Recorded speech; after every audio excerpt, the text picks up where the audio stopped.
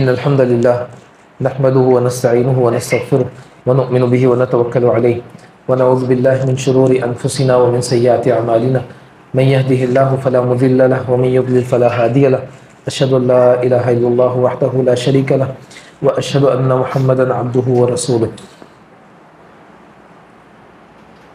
محرم کا مہینہ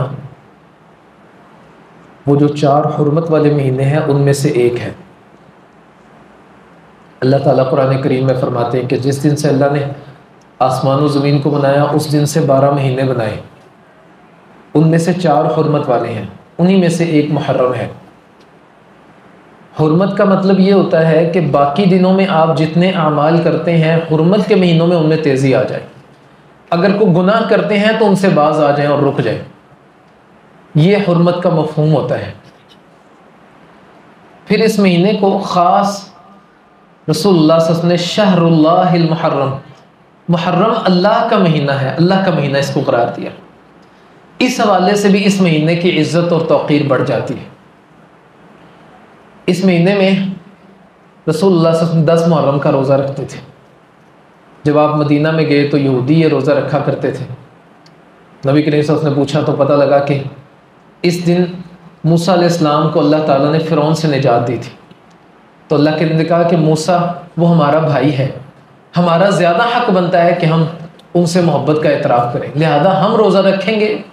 اور نبی کریم صلی اللہ علیہ وسلم نے کہا کہ آئندہ سال میں زندہ رہا تو میں 9 کا بھی روزہ رکھوں گا۔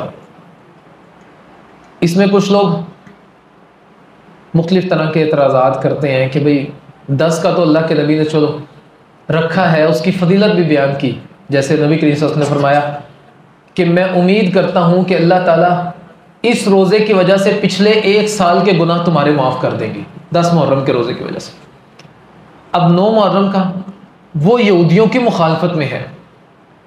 کچھ لوگ کہتے ہیں کہ صرف 9 کا رکھنا ہے، 10 کا نہیں، تو اللہ کے نبی نے 10 کے روزے کی فضیلت بیان کی ہے اور 9 کا ساتھ میں مخالفت کے طور پر رکھیں گے۔ اگر 9 کا رہ جائے تو 11 کا رکھ لیں، یہودیوں کی مخالفت میں۔ تو یہ تقریباً اگلے جمعے یا ہفتے، جمعے کا شاید بنے گا یا ہفتے کا روزہ بنے گا 10 محرم کا۔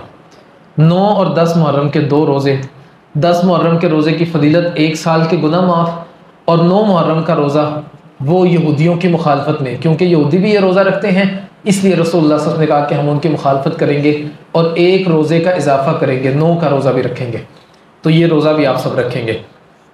اللہ تعالیٰ ہم سب کے ساتھ خیر والا معاملہ کرے۔